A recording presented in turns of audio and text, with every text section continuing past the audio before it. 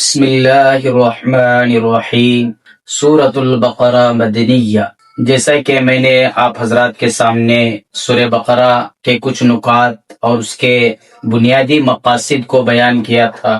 سورۃ البقرہ مدینے میں نازل ہوئی ہے۔ سورۃ البقرہ ہجرت کے بعد جب آقا مکہ سے مدینہ ہجرت کر کے تشریف لے گئے تو ہجرت کے بعد جو ہے سورہ بقرہ نازل ہوئی ہے۔ سورہ بقرہ جیسا کہ میں نے کہا 2.5 پاروں پر مشتمل ہے۔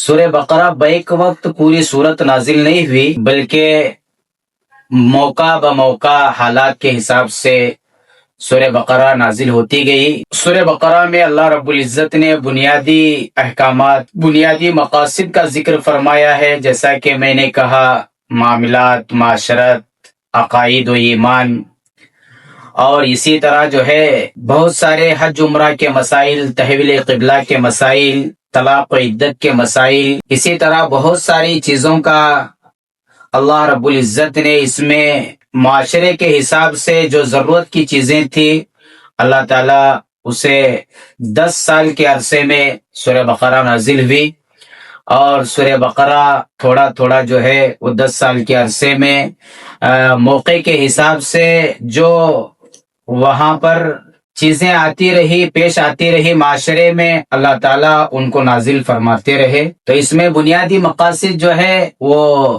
ایمان ہے، عقائد ہے، اور اسی طرح اعمال صالحہ ہے۔ اللہ تعالیٰ نے ان کو نازل فرمایا۔ عقائد میں یہ ہے کہ الذین یؤمنون بالغیب ویقیمون الصلاۃ ومما رزقناہم ينفقون۔ عقائد کے تعلق سے آتا ہے کہ آمنت باللہ وملائکتہ وکتبہ ورسلہ والیوم الآخر والقدر خیرہ وشرہ من اللہ تعالی والبعث بعد الموت۔ اللہ کی کتابوں پر، اللہ پر اور اس کے رسولوں پر، اس کے ملائکہ پر، اس کے دین پر اور اس کے احکامات پر اور حضور کے طریقوں پر ہمیں پورا اترنا چاہیے۔ ان عقائد کا جو ہے احکامات اس سورہ بقرہ میں نازل ہوئے ہیں۔ چونکہ مدینے میں 3 طبقات تھے، یہ مدینے میں سورہ اسی لیے نازل ہوئی ہے کہ مدینے میں 3 طبقات بستے تھے۔ ایک تو طبقہ یہودیوں کا تھا، اور ایک طبقہ جو ہے وہ منافقین کا تھا، اور ایک طبقہ مسلمانوں کا تھا۔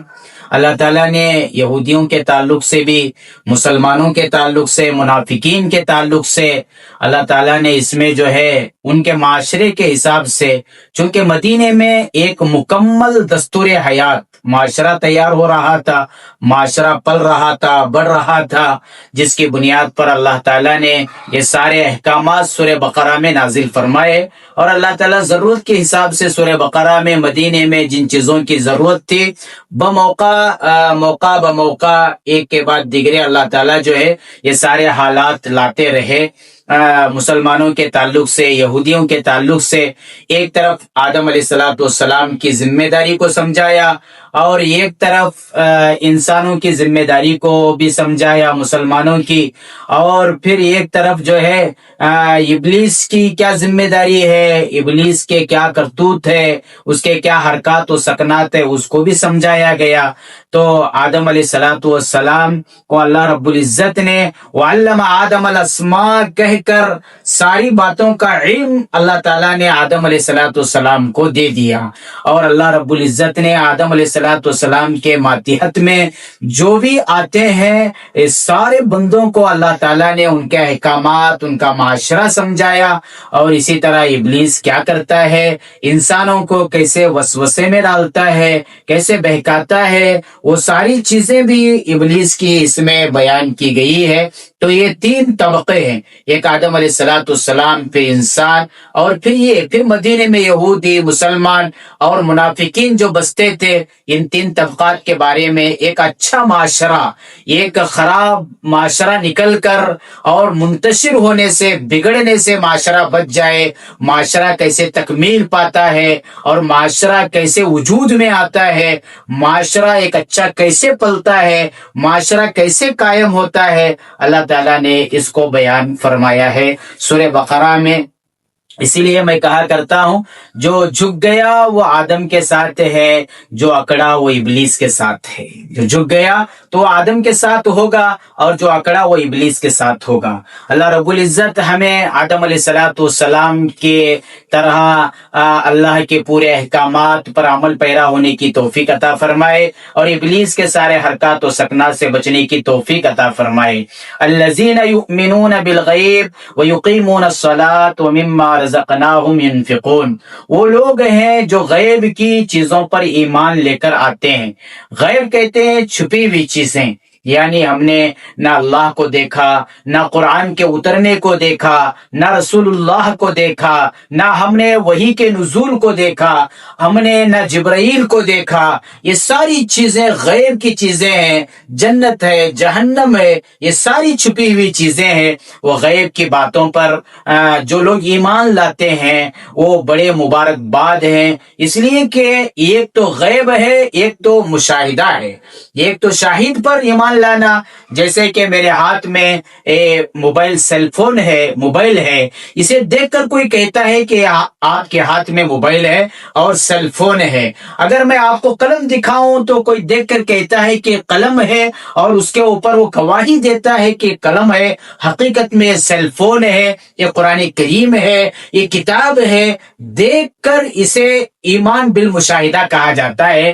اور جو ایمان والے ہیں وہ ایمان الذین یؤمنون بالغیب، غیب کی باتوں پر وہ ایمان لانے والے ہیں۔ کتنے مبارکباد کے وہ قابل مبارکباد، قابل رشک انسان ہیں جو غیب کی چھپی ہوئی باتوں پر بغیر دیکھے اللہ تعالیٰ پر کامل و یقین کرنے والے، رسول اللہ کی رسالت کو ماننے والے، قرآن کریم اللہ کے کلام اللہ، کتاب اللہ کو ماننے والے، اور اسی طرح ملائکہ پر ایمان لانے والے۔ نہ ہم نے فرشتوں کو دیکھا، اس کی کتابوں پر، اس کے نبیوں پر، صحابہ پر، اور دین اسلام پر، اور احکامات پر، اور سارے دین کے ارکان پر جو ایمان لاتے ہیں اسے یؤمنون بالغیب کہا جاتا ہے، کہ ایمان بالمشاہدہ نہیں، ایمان بالغیب کا بڑا ایک مقام ہے، بڑا درجہ ہے۔ اسی کو کہا گیا وہ لوگ جو غیب کی چیزوں پر ایمان لے کر آتے ہیں، وَيُقِيمُونَ الصَّلَاةَ وَمِمَّا رَزَقْنَاهُمْ يُنْفِقُونَ، اور وہ نماز قائم کرتے ہیں۔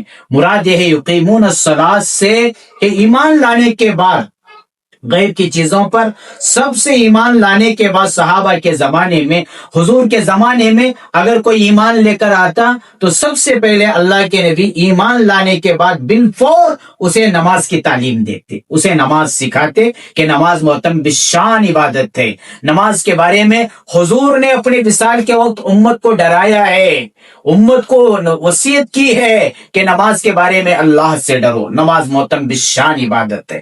الفرق بین المسلم والکافر ترک الصلاۃ، کہ نماز قرۃ عین فی الصلاۃ، الصلاۃ معراج المؤمنین، یہ ساری احادیث ہمیں بتاتی ہے کہ حضور صلی اللہ علیہ وسلم نے نماز کے بارے میں تاکید فرمائی، اور یہاں ایمان لانے کے بعد نماز کو وہ لوگ نماز قائم کرتے ہیں، یعنی خود بھی اس کے شرائط، اس کے ارکان اور کی پابندی کرتے ہیں، خشوع و خضوع کے ساتھ نماز ادا کرتے ہیں۔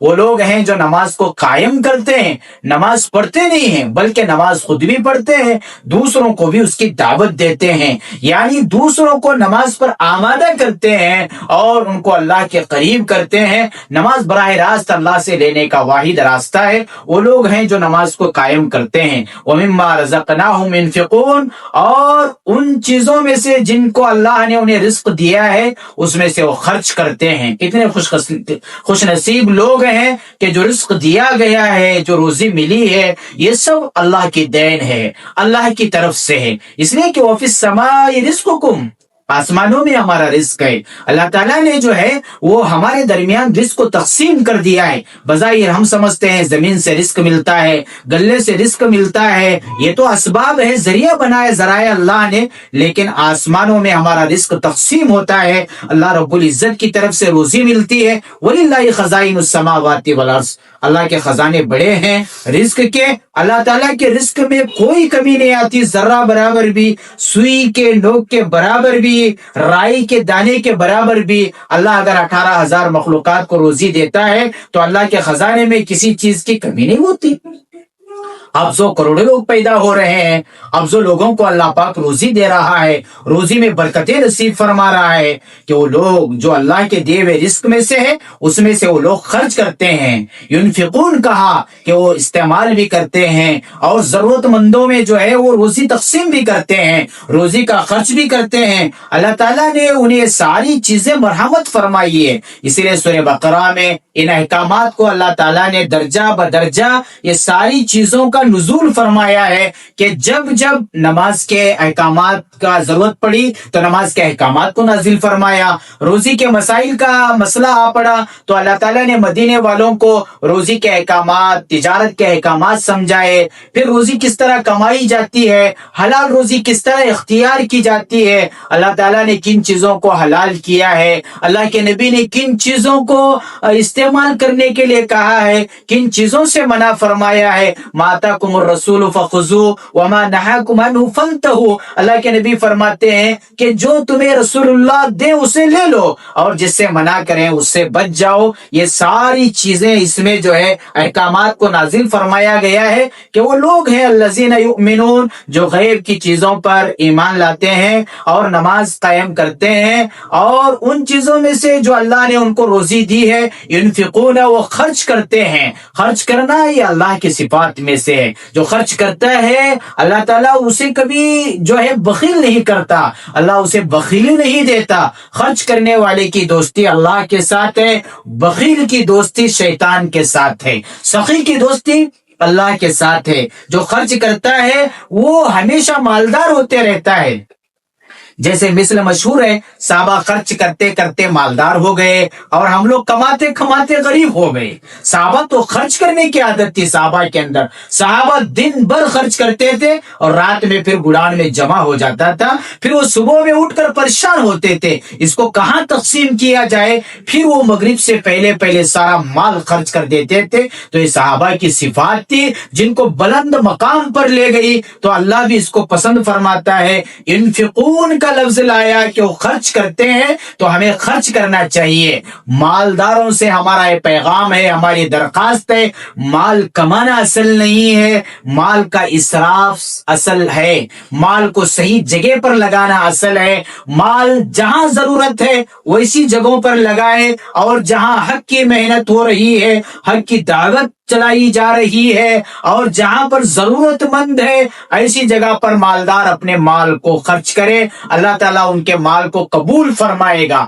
ہمیں حسد نہیں ہے کہ آپ کے پاس مال زیادہ ہے، ہم صرف اس بنا پر آپ کو ڈانٹتے ہیں کہ آپ کا مال صحیح جگہ پر خرچ ہو جائے تاکہ آپ کا مال اللہ کے پاس مقبول بن جائے اور اللہ تعالیٰ آپ کو قبول فرما لے۔ اسی طرح انفاق فی سبیل اللہ کی بہت ساری احادیث ہیں، بہت ساری آیتیں ہیں، کلام اللہ شریف میں، قرآن مجید میں بھی اس کے جو ہے بہت سارے دلائل موجود ہیں۔ جو لوگ اللہ کی راہ میں خرچ کرتے ہیں اور جو روزی ان کے پاس ہے ضرورت سے زائد ہے اس کو اللہ کی راہ میں چلتا بناتے ہیں، اللہ کے بینک بیلنس میں جمع کر دیتے ہیں، آخرت کا توشہ وہ تیار کر لیتے ہیں، کل مرنے کے بعد انہیں کام آئے گا، ورنہ ایک ایک پائی کا حساب دینا پڑے گا۔ اس لیے کہ دنیا میں یہاں پر تو جو ہم حلال کما رہے ہیں اس کا حساب ہے، حرام کا تو گناہ ہوتا ہے، حرام کا کوئی حساب کتاب نہیں ہے۔ ہم اس کنفیوژن میں نہ رہیں۔ آپ کو میں اس آیت کی روشنی میں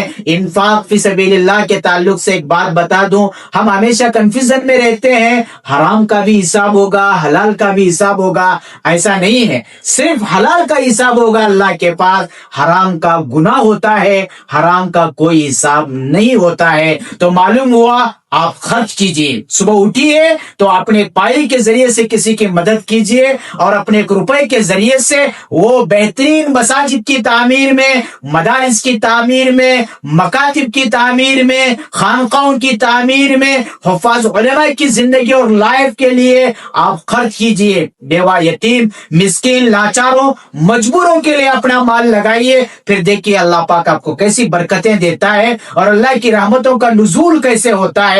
تو یہ ساری ہدایات کی باتیں ہیں، یہ سارے اللہ کے احکامات ہیں، اللہ کا حکم ہے خرچ کرنا تو ہم خرچ کریں. جو اللہ نے روزی دیا ہے، جو اللہ نے روٹی دیا ہے، وہ ساری چیزوں کو ہم خرچ کریں اور ہمیں وہ ایک اچھا معاشرہ قائم کریں تاکہ ایک اچھا معاشرہ پلنے والا ہو. آج معاشرہ بالکل بگڑ گیا ہے. تو معلوم ہوا کہ سورہ بقرہ میں اللہ تعالیٰ نے مدینے میں ایک اچھا معاشرہ قائم کرنے کے لیے یہ سارے احکامات کو 10 سال کے عرصے میں موقع بموقع جو ہے ایک ایک مرحلے کے بعد جو ضرورت پیش آتی رہی، جب کوئی نکاح کے مسائل ہو، عدت کے مسائل ہو، تحویل قبلہ کا مسائل ہو، حج عمرہ کے مسائل ہو، اسی طرح عقائد، ایمان، اور اس کے بعد اللہ تعالیٰ کی توحید، اور اس کے بعد رسول اللہ کی رسالت، پھر فرشتوں پر، ملائکہ پر ایمان لانا، یہ سارے عقائد کے تعلق سے اللہ تعالیٰ نے موقع بموقع ہمیں سمجھایا ہے اور اس پر عمل کرنے کے لیے بتایا ہے. اس کے ذریعے سے ایک اچھا معاشرہ وجود میں آتا ہے، ایک اچھا معاشرہ جو ہے پنپتا ہے، پلتا ہے. یہ ساری باتوں کا اگر لحاظ رکھا جائے تو معلوم ہوا کہ سورہ بقرہ میں وہ ساری چیزیں موجود ہیں. چلیے ہم انفاق کے بعد، انفقون کے بعد آگے چلتے ہیں. والذین یؤمنون بما انزل الیک وما انزل من قبلک، اور وہ لوگ ہیں جو ایمان لاتے ہیں ان چیزوں پر جو آپ پر نازل کی گئی ہے، یعنی رسول اللہ پر جو کلام اللہ شریف نازل کیا، جو احکامات اترے ہیں، جو رسول اللہ صلی اللہ علیہ وسلم کا طریقہ ہے، اس کے اوپر وہ لوگ ایمان لاتے ہیں. یعنی دل سے ایمان لا. الایمان ما وقر فی القلب وصدقه بالعمل، کہ عمل کے ذریعے سے ہم اس کی تصدیق کرتے ہیں اور ایمان کو اپنے دل میں قرار اس کی اظہار کرتے ہیں کہ آمنت باللہ، ہم اللہ پر ایمان لائے. آمنت باللہ ورسولہ، کہ سب سے بڑی بات ہے. ایک صحابی نے پوچھا یا رسول اللہ ہمیں کچھ وصیت فرمائیے تاکہ ہم اس پر جمے رہیں. اللہ کے نبی نے صرف ایک شارٹ کٹ جملہ ارشاد فرمایا، مختصر جملہ، کوئی بڑا بیان نہیں فرمایا. آمنوا باللہ ورسولہ واستقم علیہا، تم اللہ پر ایمان لے کر آؤ اور رسول اللہ پر ایمان لے کر آؤ اور اس پر ثابت قدمی کے ساتھ رہو، اللہ تعالیٰ تمہیں جنت میں داخل فرمائے گا. یؤمنون بما انزل الیک، جو آپ پر نازل کی گئی ہے ان چیزوں پر وہ ایمان لاتے ہیں، یعنی عمل کرتے ہیں، اعمال صالحہ میں لگے رہتے ہیں، اعمال سیئہ سے خود کو بھی بچاتے ہیں، پوری امت کو بچانے کی کوشش کرتے ہیں. وما انزل من قبلک، اور ان چیزوں پر بھی جو آپ سے پہلے اتاری گئی ہے، جیسے کہ تورات میں احکامات ہے، زبور میں ہے، انجیل میں ہے، لیکن اس کے اوپر عمل منسوخ کر دیا گیا. جیسے کہ میں نے پچھلے اس میں قسط میں آپ کو بتایا تھا تفسیر میں کہ تورات پر ہم عمل کریں گے، زبور پر، انجیل پر جو ہے ہم ایمان لے کر آئیں گے، لیکن قرآن کریم پر عمل کریں گے. یہ تینوں کتابوں پر عمل منسوخ ہو گیا، اس لیے کہ تورات منحرف ہو گیا، اس میں رد و بدل ہو گئی، اور احکامات میں، انجیل میں بھی تبدیلیاں آ گئی، رد و بدل ہو گئی. اسی طرح زبور میں بھی تبدیلیاں آ گئی ہے. قرآن کریم میں لا تبدیل لکلمات اللہ، اللہ کے کلمات میں کوئی تبدیلی نہیں ہے، یہ اٹل ہے اور یہ سارے احکامات محفوظ ہے. نحن نزلنا الذکر وإنا لہ لحافظون، ہم نے قرآن کریم کو نازل کیا ہے اور ہم ہی اس کی حفاظت کرنے والے ہیں. کوئی اس کو جو ہے بدل نہیں سکتا، کوئی حکم کو تبدیل نہیں کر سکتا، حتیٰ کہ اس کے حروف، اس کے حرکات، اس کے نقاط، ساری چیزیں محفوظ ہیں اور تا قیامت تک محفوظ رہے گی، اس لیے کہ اللہ کا کلام ہے. من جملہ ایک بات یہ ہے، اللہ تعالیٰ خود اس کی حفاظت فرمانے والے ہیں، اس لیے کہ بظاہر طور پر حافظ کو قرآن کریم دیا گیا، وہ اپنے سینے میں قرآن لے کر چلتا ہے، لیکن اگر سارے حفاظ ختم ہو جائیں لیکن پھر بھی اللہ تعالیٰ اپنی کتاب کی حفاظت فرمائیں گے، بعین اس کے احکامات جاری و ساری رہیں گے، اور امت کی افادیت کے لیے اور امت کے ظہور کے لیے اور اچھا معاشرے کے لیے اللہ تعالیٰ قرآن کریم کو باقی رہے گا. اسلام باقی ہے، قرآن باقی ہے، اس کے عقائد محفوظ ہیں، اس کے احکامات محفوظ ہیں، ساری چیزیں محفوظ ہیں. لاکھ کوشش ہم کریں قرآن کریم کو ختم کرنے کی، اللہ کا کلام ختم نہیں ہو سکتا. لاکھ کوشش کر لیں، جتنے بھی ماہر انسان ہیں، علم والے ہیں، قرآن کریم کو مٹانے کی، ختم کرنے کی، قرآن کریم میں رد و بدل کی، اس میں کوئی مصنف تبدیلی نہیں کر سکتا، اس لیے کہ یہ سارے آیات اور سارے حرکات اور سارے نکات اور سارے جو اس کے خلاصہ وہ محفوظ ہے، ساری صورتیں اس کی، سارے سپارے اس کے محفوظ ہیں۔ اللہ تعالیٰ نے بتایا من قبل، جو اس سے پہلے نازل کی گئی ہم اس پر بھی ایمان لاتے ہیں۔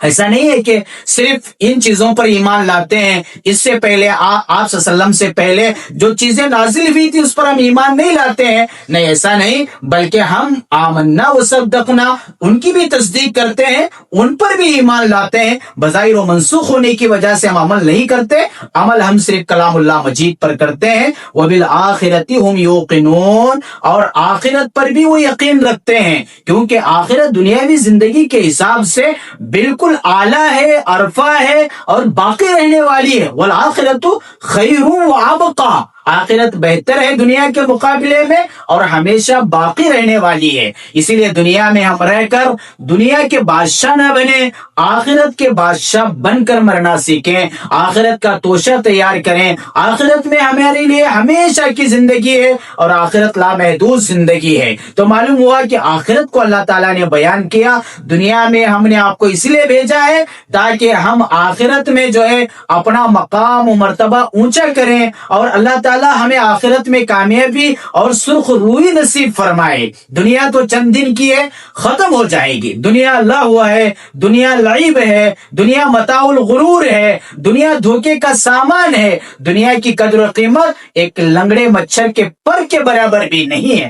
دنیا رنگ و رنگیلیاں ہے، دنیا میں زیب و زینت ہے، دنیا میں خواہشات ہے، دنیا میں فحاشی ہے، اور دنیا میں بربادیاں ہیں، اور دنیا میں عقائد سے ہٹنے کے کروڑ طریقے ہیں، اور دنیا میں باطل کے بہت سارے حربے ہیں۔ یہ دنیا کسی کے ساتھ وفائی نہیں کرتی ہے۔ اصل میں ہم آخرت کے بادشاہ بنے، آخرت ہمارے لیے بہتر زندگی ہے۔ ہم جو جیتے ہیں وہ آخرت کو سامنے رکھ کر، ہم جو عمل کرتے ہیں وہ آخرت کو سامنے رکھ کر، آخرت ہماری منزل ہے۔ آخرت میں ہمیں پل صراط کا راستہ آسان کرنا، آخرت کی پہلی منزل قبر کے گڑھے سے ہمیں پار ہونا ہے۔ القبر روضۃ من ریاض الجنہ، آقا نے فرمایا، او حفرۃ من حفر النار، قبر آخرت کی منزلوں میں سے پہلی منزل ہے، یا تو وہ جنت کا باغیچہ بنے گا یا جہنم کے گڑھوں میں سے کوئی گڑھا بن جائے گا۔ اسی لیے جو ہے ہمیں آخرت پر نظر رکھتے ہوئے آخرت کے تعلق سے عمل کرنا چاہیے۔ اسی کو اللہ رب العزت نے اہمیت کے ساتھ بیان فرمایا، وَبِالْآخِرَةِ هُمْ يُوقِنُونَ، کہ وہ آخرت کا یقین رکھتے ہیں۔ وہ ہمیشہ دنیا میں ضرورت کے لیے اللہ پاک نے ہمیں دنیا دیا ہے۔ ہم کنفیوژن میں یہاں پر محترم ہم ایک بات کنفیوز میں لے لیتے ہیں کہ دنیا اللہ نے مقصد کے لیے دیا ہے، نہیں۔ جس طرح ریلوے اسٹیشن ہوتا ہے، وہاں پر مسافر بیٹھا ہوا رہتا ہے، سفر کرنے کے لیے اس کی گاڑی آ جاتی ہے تو وہ چڑھ کر سوار ہو کر چلا جاتا ہے۔ جس ویٹنگ روم میں وہ بیٹھا تھا سواری کی ویٹ کرتے ہوئے، ریل کے آنے پر وہ جا رہا ہے، گاڑی کے آنے پر وہ ویٹنگ روم کو چھوڑ دیتا ہے، چاہے وہ لاکھ اس میں جو زیب و زینت کیوں نہ ہو، اس کا دل لگا ہوا کیوں نہ ہو، اسے وہ چھوڑ کر چلا جاتا ہے۔ ایسے ہی دنیا اللہ نے ہمیں ضرورت کے لیے دیا ہے، آخرت ہمیشہ کی ہے۔ ایمان والوں کے لیے اللہ نے آخرت میں کامیابی رکھی ہے، جنت ان کا ہماری آخری منزل ہے۔ اللہ نے وہ جنت ہمارے لیے آرام گاہ بنایا ہے۔ دنیا آرام گاہ نہیں ہے، دنیا یہاں پر جو ہے اللہ رب العزت نے دارالامتحان بنایا ہے، قدم قدم پر یہاں امتحان ہے۔ انبیاء علیہ الصلوۃ والسلام کو اللہ نے آزمایا، اسی طرح صحابہ کو آزمایا، اللہ کے نبی علیہ الصلوۃ والسلام کو آزمایا گیا۔ نبیوں کے سردار، سید النبیین والمرسلین، خاتم النبیین والمرسلین، گنبد خضرا کے مکین و مکہ، آقا صلی اللہ علیہ وسلم کا اتنا بڑا مقام و مرتبہ، میں اگر سیرت میں جاؤں تو مضمون لمبا ہو جائے گا، اس لیے کہ وہ محمد نہ ہوتے تو دنیا میں کچھ بھی نہیں ہوتا، نہ ذرہ ہوتا، نہ آسمان ہوتا، نہ زمین ہوتا، نہ کوئی شے یہاں پر پیدا ہوتی، ان کے صدقے میں اللہ نے ساری کائنات کو پیدا کیا ہے۔ معلوم ہوا کہ آقا کو بھی آزمایا گیا، آزمائش میں ڈالا گیا، اسی لیے آقا فرماتے سارے نبیوں کی تکالیف ایک طرف، دین کے خاطر جو مجھے تکلیف دی گئی ہے وہ میری تکالیف ایک طرف ہے۔ اگر ایک ترازو میں پلڑے میں سارے نبیوں کی تکالیف کو رکھا جائے اور ساری مخلوقات کی تکالیف کو رکھا جائے اور ایک پلڑے میں صرف میری تکالیف رکھا جائے تو میرا پلڑا تکالیف سے بھاری ہو جائے گا۔ وہ اتنی ساری تکالیف دی گئی، اتنا ستایا گیا، تو معلوم ہوا کہ یہ سب چیزیں آخرت کے لیے تھی، دنیا کے لیے نہیں تھی۔ دنیا ختم ہو جانے والی شے ہے، اسی لیے اللہ نے آخرت کو اہمیت کے ساتھ یہاں بیان فرمایا ہے۔ آئندہ انشاءاللہ ہم یہاں پر بہت سارے احکامات اولئک علی ھدی من ربہم واولئک ھم المفلحون میں اللہ رب العزت نے جو ہدایت والے ہیں وہ لوگ کیسے ہیں اور ان کو اپنے رب کے ساتھ کیا تعلقات قائم کرنا چاہیے اور کیسے عمل پیرا ہونا چاہیے اور کون لوگ کامیاب ہیں، اور اللہ رب العزت نے دنیا میں کسے کامیاب کہا ہے، کامیاب کون ہونا چاہتا ہے، اور اللہ رب العزت کیا فلاح کون پانا چاہتا ہے۔ قد افلح من تزکا، جو اللہ کامیاب ہو گیا تحقیق کی یقیناً وہ انسان جس نے اپنی زندگی کو پاکیزہ کر لیا، منزہ کر لیا۔ اللہ نے قرآن میں جیسے فرمایا من عمل صالحا من ذکر او انثى وهو مؤمن فَلَنُحْيِيَنَّهُ حَيَاةً طَيِّبَةً، ہم انہیں ایک پاکیزہ زندگی نصیب فرمائیں گے۔ ہم فلاح پانے کے لیے دنیا میں آئے ہیں، کامیاب ہونے کے لیے دنیا میں آئے ہیں۔ وہ لوگ ہیں جو اپنے رب کی طرف سے ہدایت پر ہیں، تو معلوم ہوا کہ کامیاب وہی شخص ہے جو اللہ رب العزت کے احکامات پر رب چاہی زندگی گزار رہا ہے، من چاہی زندگی کو چھوڑ کر۔ ہمیں چاہیے کہ من چاہی زندگی کو چھوڑیں، رب چاہی زندگی پر عمل کریں۔ اگر ہم رب چاہی زندگی پر عمل کریں گے محترم حضرات، اللہ تعالیٰ جو ہے ہمیں کامیاب کریں گے۔ اگر ہم من چاہی زندگی پر عمل کریں گے، کل آخرت میں ہمیں، کل قیامت میں ہمیں رب چاہی زندگی پر عمل کرنا پڑے گا، جو بڑا دردناک ہوگا، بڑا سخت مرحلہ ہوگا۔ اگر یہاں پر رب چاہی دنیا میں زندگی گزاریں گے تو ہمیں من چاہی زندگی آخرت میں ملے گی۔ آپ جنت میں جیسی جگہ چاہو گے اس جگہ کا مقام و مرتبہ آپ کو ملے گا، جیسی راحت آپ چاہو گے آخرت میں ویسی راحت آپ کو ملے گی۔ اسی کو اللہ رب العزت نے اس آیت میں بیان فرمایا ہے، وہ ہدایت پر ہیں اپنے رب کی طرف سے، وَأُولَئِكَ هُمُ الْمُفْلِحُونَ، اور وہی لوگ ہیں کامیاب ہونے والے۔ اللہ تعالیٰ نے اس میں موٹے موٹے معاشرے کے احکامات، نکاح کے، عدت کے احکامات، حج عمرہ کے مسائل، ایمان عقائد کے مسائل اور توحید و رسالت کے مسائل، اسی طرح آدم اور انسانیت، اور اسی طرح ابلیس کے جو بنیادی چیزیں ہیں، حسد کرنا، کبر کرنا، جیسے کہ میں نے آپ کے سامنے کہا، جو جھک گیا وہ آدم کے ساتھ ہے، جو اکڑ گیا وہ ابلیس کے ساتھ ہے۔